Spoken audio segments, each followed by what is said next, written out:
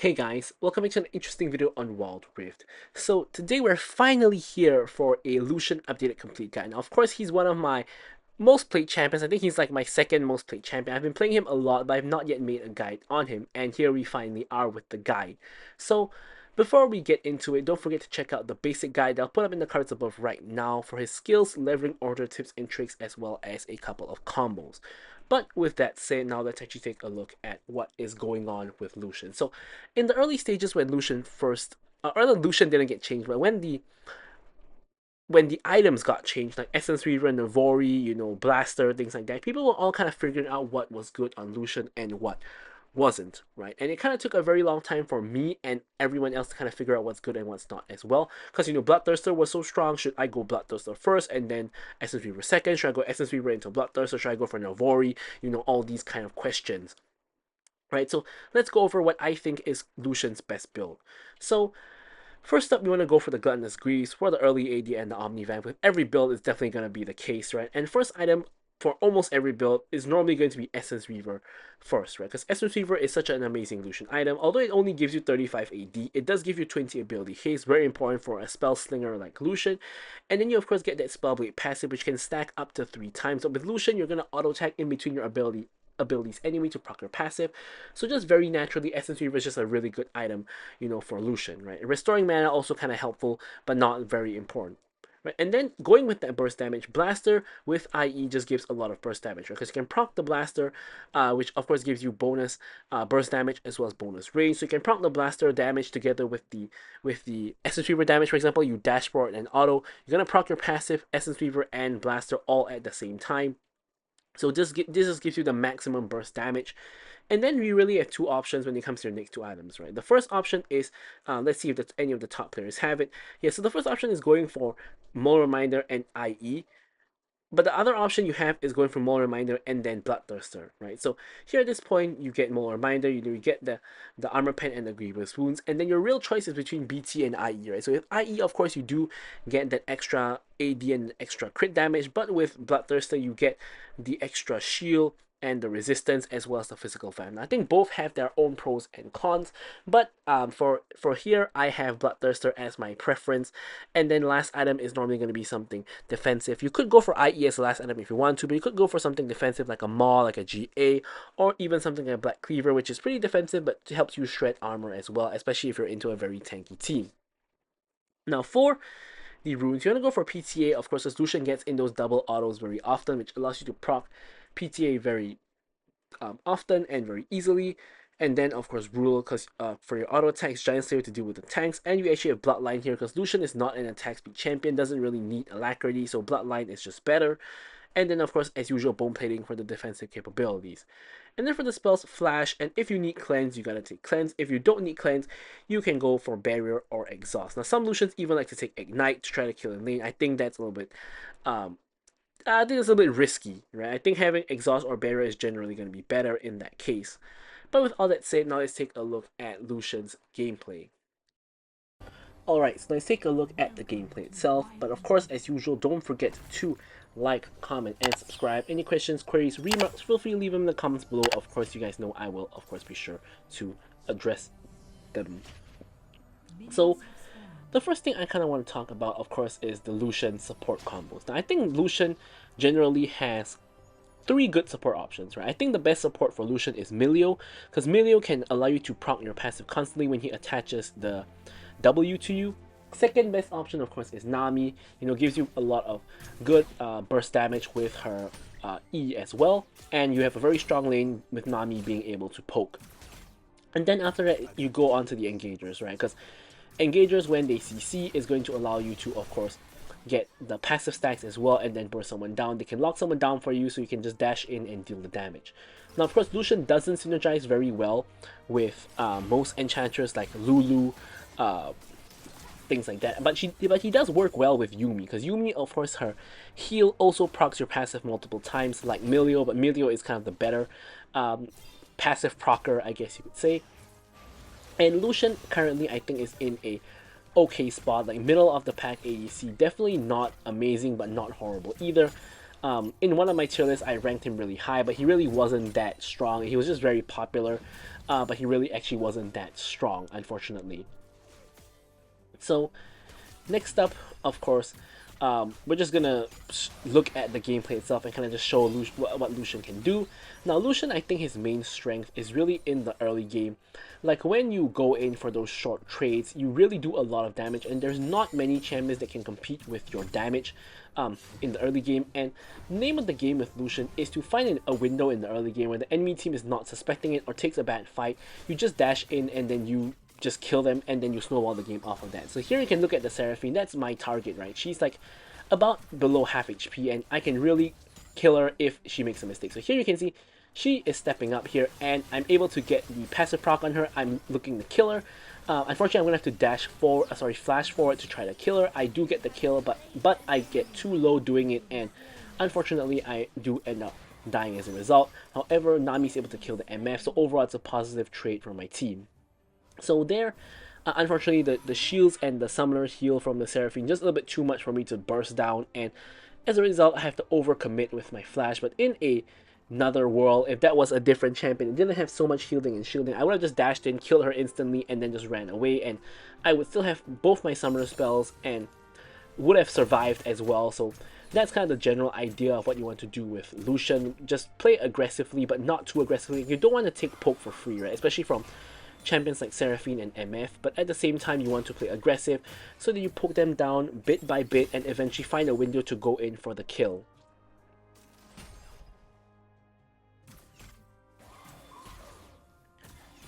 So here we're going with the same game plan, more or less.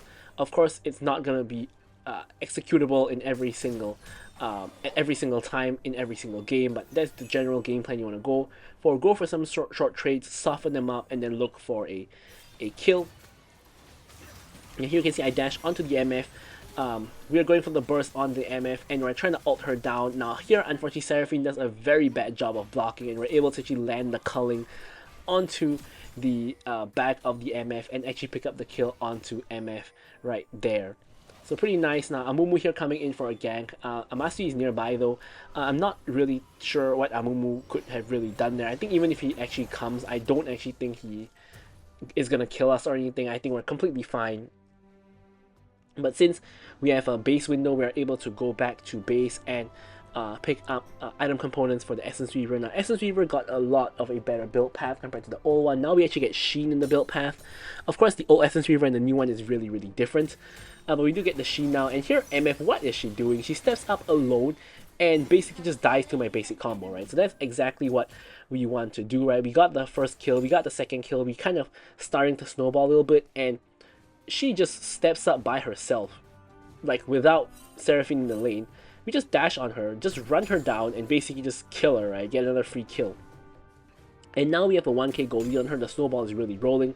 Now notice what I do with the wave here. Their wave has one more minion compared to mine, and I'm just letting the wave push in, right? So she's losing the cannon. She's lost 1 minion just now, so she's lost 3 minions now. She's lost 4 minions now, which is one entire wave, including the cannon. Now she's lost a 5th minion. And Nami's also kind of zoning her away from the wave. And she's basically lost 1.5 waves at this point. Does get those 2 last minions though, but she's lost like 1.5 waves at that point, and honestly, denying minions in Wild Rift is not as strong as PC, because you really don't deny that many minions most of the time. But that's one of the best wave denials I've gotten in a very long time on the enemy ADC. And here we just push out the wave because we're looking to reset for Essence Weaver, so don't want to deny minions no longer. We reset here for Essence Weaver, and that denial actually denied her, I think, like about 300 to 400 gold, which is like a kill's worth of gold essentially. And we are up on gold on her quite a decent amount now. We get the Essence Weaver, and we are looking to fight because now we're on the item spike. So if we get a window which is Nami's trying to zone with the wave, we get the catch onto the MF, dashing out of her ult and easily picking up the kill on her. Seraphine is going to be able to get away, but we do get the kill on MF, who's probably the more important target, seeing as she's the ADC. Seraphine gonna take a bunch of damage here, almost dies. Like if she didn't flash away, we Q her and she basically dies either to the Q or to the subsequent autos. Objectives are spawning, and unfortunately the tower plates are going to drop off, but we're still going to be able to hit the tower and it's only like getting squishier because the plates have fallen off. So now we're going to be able to simply just whack in the tower like so, using the minions to proc our Q. Next wave is going to come in, and with the help of Nami buffing us up, we're going to be able to secure the tower, which isn't even the first tower of the game, because first tower of the game already has been acquired on the opposite lane by my team. So we get the second tower of the game, and now we can start building towards the Magnetic Blaster. Now, Magnetic Blaster, I think the build path is just really not the best, but it kind of is what it is, because we basically get Zeal, which is an attack speed item, which we don't really want. We could get the Kirkai Shard, but it doesn't really give that much either. Nami ults into the Dragon Pit. Seraphine getting completely caught out. We burst her down instantly. Now Amumu is the one who's kind of getting caught out. We don't use the cleanse. We actually do use the cleanse there at the initial part, so we couldn't cleanse Amumu. Amumu now getting completely caught. Now we get rooted and bursted down by the Lux, but Amumu does go down eventually. We're maintaining our distance so we don't get bursted. Somehow that root randomly hits us in the back, despite the fact we're all the way back there. And yeah, here I'm looking to steal the enemy red buff. So my jungler is not really here, so I'm able to secure the red buff. And we're gonna go over to the mid lane and see if we can push in the mid lane, maybe even get the mid lane tower. And here I think that we can actually just force the mid lane tower with myself and Aurora. Now Seraphine is not very big of a threat, but Aurora just walks away, right? So I can't get this tower by myself, so I'm gonna walk away as well. Better to do things together as a team than be disjointed, so I'm gonna walk away and just get a reset. Renekton nearly cancels me there, but I am able to complete the reset and then go back out, popping the Squire's Blooms to ensure there's no vision in our jungle. Now MF is pushing top for free. It doesn't look like she's going to commit to the tower, but I'm walking over there just to make sure she doesn't get the tower for free, as well as just absorbing these minions, right? We don't want to lose these minions. We actually get the whole wave without losing any minions to the tower. However, as a result, we're not in mid lane where a fight is breaking out between my team and the enemy team. So we quickly push out the lane, which gives us enough gold for the Magnetic Blaster. So now we're going to reset, get Magnetic Blaster, and then rotate over to mid to see if we can help our team.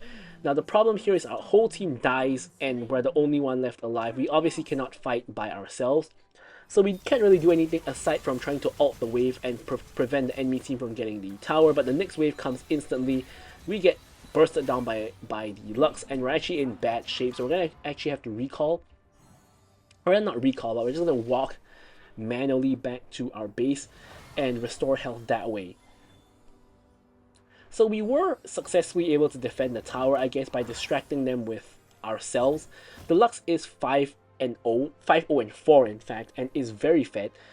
Thankfully, is not yet able to one-shot us 100-0. We basically got hit by her entire combo, her Q into ult and then into E, instead of the usual QE ult. But either which way, we still, ate her entire combo one way or the other, and we were able to survive on a decent amount of HP. Not like 1 HP, but not like a lot of HP either. Now here I'm trying to force the mid lane tower. However, I end up getting hit by Lux again. I'm just getting damage on whoever I can. Now here there's no minions, unfortunately, so yeah, I don't know what's going on here, but we're in a pretty bad position, trying to flash out to safety, which I am able to do. Aurora misuses her ult completely. Like, she used her ult to escape, but she needed to deactivate the ult and then walk away, but she ends up walking back into the ult again, which puts her back into the danger area, which is exactly where she doesn't want to be. So a little bit poor understanding of Aurora usage. So now if you notice, our team is now 2k gold behind overall, right? But me personally, I'm at 8k gold, which is pretty competitive with majority of the enemy team, right? Like Lux and Amumu are almost hitting 9k gold, so I'm only just slightly behind them. And I still have more gold than everybody else on the enemy team, right? So now you can see that I'm basically not getting into a lot of fights, because you can see my team are losing all the fights. Now granted, I haven't really been with them for the fight, so they are losing a major point of damage since I'm not there. But while my team is busy dying, I'm busy farming, right? So I'm just making sure that I have the gold that I need to carry my team when the fight comes, right? So when a good fight comes, I'm going to be able to get off all my damage onto the enemies and hopefully bring my team back into the game. I mean, everybody on my team is not really doing very well. In fact, my Nami has almost as much gold as anybody else on my team, right? So here, we're looking for a pick onto Seraphine. We get the pick onto Seraphine, fortunately, and now we're going to disengage. from the fight. Now I'm just popping my ult to just try to get some poke damage on, but unfortunately I'm hitting Amumu with it, and Amumu is not taking a lot of damage. Now here I'm just hitting really whoever I can, dodging the Lux ult finally. Now I can't really kill Amumu, like I barely do any damage to him. One auto does like 50 damage to him, so he's not gonna die very easily, unfortunately. Now repositioning here with my dash. There's multiple low HP targets on the enemy team, like MF and Renekton are both like 1 HP pretty much, but they're kind of safely behind in the backline. Now Amumu ditches his backline. I try to dash onto the backline, but I can't quite reach. And here I'm trying to kill the Renekton, but unfortunately I overextend for it and I end up dying instead, which is a critical error. As I said, we really wanted to bide our time and wait for the correct opportunity to get a good play, but unfortunately here we didn't get a good play. We tried to make the play, but we didn't succeed, which is a little bit unfortunate, of course. But it is what it is. Enemy team might be looking for Baron, because my team is either all dead or just reviving. Nami ults the Baron to get vision. They're actually not doing the Baron at all, which is pretty surprising to me. But maybe not, because we did spot 2 people in the top lane. So Ornn looks like he's going top, so I'm going to go mid to collect this mid wave that's crashing into our base. Still maintaining a relatively good level of farm, but still 1k gold behind the 2 fed members of the enemy team. Now, a fight is breaking out in the Baron pit area, and I'm making my way there as fast as I can, as is Ornn. Now, this is a pretty bad fight because it's a 3v5 at the moment. The Renekton is dashing into the back line, and Lux is legendary now. I'm just ulting in the general direction of the enemy team to see if I can get something done. Lux, of course, does a ton of damage, 10, 0, and 9 at the moment with 2 full items, about to complete death cap on base. However, thankfully, she actually has Crown instead of going for Infinity Orb. If she had Infinity Orb there, I think she kills us a lot easier, but she went for the safety over the damage, which I'm quite surprised by, because honestly, most mages would just go for damage over safety. So I'm not sure what that is about, but yeah, so here she comes over to push the wave, so I'm gonna have to be a little bit careful here. I wanted to go for that wave, but I can't overextend because Lux is there. Renekton is also behind me, so I definitely have to be very careful here. I wait for her to push the wave in, and then now I'm going to go for the wave. It's a pretty huge wave, so it's a lot of gold for me. Like so, and now we see Lux and Seraphine over in the mid lane. I'm going to back and complete my Mole Reminder. Now, something else to note is I actually gone for Gale Force, and Gale Force is one of my most built enchants on Lucian. Now, of course, there are games that I go QSS or go for Stasis, but I go for Gale Force in the majority of the games because just that extra mobility with your short range is very helpful, just to get close in onto the enemies to burst them down, or even to just run away. Of course, it's just a dash, right, with a little bit of damage there. So here is prime example. I Gale Force forward, I pop the ulti blind, and I'm able to kill the MF because I know she's basically 1 HP at that point. So we get the pick onto the MF before the fight even starts. And the rest of the fight is now continuing. I'm staying in the back line, dashing in and just getting off one rotation, waiting for my cooldowns to come back up and trying to clear the wave at the same time. Dashing in onto Renekton with my cooldowns. I'm getting pretty low. Renekton is trying to chase onto us. We're able to kill him under tower, dashing forward, killing Seraphine.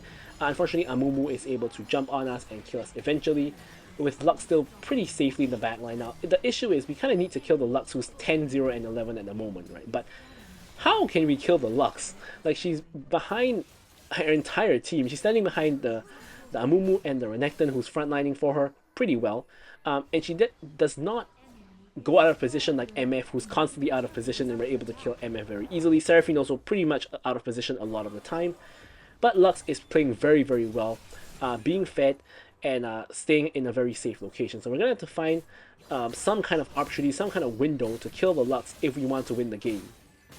Right now, even though my team is not doing very well, that we're 6k goal behind, we still have all 3 of our inhibitors. And this is very critical because the moment we lose an inhibitor, especially a side lane inhibitor, that's when your team is like really losing, because the super minions kind of force you to respond to clear them. If not, they're gonna literally kill your nexus. So the fact that we haven't lost an inhibitor yet, it's despite the fact that we're pretty far behind in terms of actual goal, is a very, very good sign, because that means that we are still kind of in the game, and we definitely have a very good shot at winning if we play fights correctly. Now here, Final Dragon is spawning, which is soul for the enemy team. Now personally, I don't really care about giving Ice Dragon soul, But since my entire team is going to fight here anyway, I need to make sure I'm here to do the damage. Now Renekton is supposedly alone at the moment. We're dashing on top of him, trying to burst him down. Amumu goes in ults, and I'm not hit by the ult. Once again, I'm going to pop my ult to just tickle people. I get the kill onto the Renekton. I'm trying to dash onto the Lux, but I completely lose my mind here. And I think this is a very, very big int from me. And if my team loses the game off of this is completely my fault, because exactly what I'm thinking here right now is, as I've mentioned to you guys, I need to kill Lux, right? Lux is the main problem of the enemy team, right? I mean, really, the enemy team has two main problems, right? Number one is Lux doing way too much damage. Number two is Amumu being way too tanky, right? And of course, providing a lot of CC. Now, I can possibly ignore the Amumu and not get hit by a CC like just now, where he basically outs my teammates and not me. But it's really difficult to ignore Lux's damage, right? So I think the best solution for me was to assassinate the Lux. Now, unfortunately, my way of trying to do that was dashing into the entire enemy team to try to kill her before I die. And that's not really going to work because the enemy team has way too much damage. So, unfortunately, that just means I did a very stupid play and just died. So yeah. So here, now the enemy team is doing Baron, myself and Ornn trying to make it there as quickly as we can. Now, Amumu is out of the pit, engaged onto Nami, and the Baron is getting pretty low. Amumu is now in the Krug pit, and I'm outing the Baron over the wall, and I got the steal onto the Baron because Amumu wasn't even in the pit in the first place. Now, with the Baron secured, we just want to disengage. Right, we trade Ornn and Nami for the Baron. Good trade in my opinion, considering that we're very far behind. Getting this Baron is very, very crucial because it means the enemy team cannot get our inhibitors, and in fact the entire enemy team has to now defend against our Baron and push out the Baron waves, which is going to provide a lot of pressure for us for free. Right? And in this game, I actually picked up Bloodthirster over IE because I think the safety of Bloodthirster is just way more important in this game compared to IE, and I think in most games just the safety of Bloodthirster is just way more better than the damage of IE. And that's simply because, like for example, in this game, I can easily get one shot by Lux, and I really just want that extra shield passive and extra healing, very helpful as well in longer fights. So that's why I go for what I go for. So here, despite the fact we have Baron, we're trying our best to defend our inhibs against the enemy team, which just shows you how dire of a situation we are in. Ornn gets a pretty nice ulti, and here I'm trying to one-shot the MF, which we are able to do. I get bursted down, and I'm just trying to ult from the back line. And of course you can see Lux is very, very far behind, but you can see the Bloodthirster healing really coming in here. I get hit by the charm, but there's no real follow-up. Amumu now on me. I'm kiting away from the Amumu, flashing into the tower. Amumu goes down. That's a 1,000 gold shutdown on the Amumu, which is not what I expected.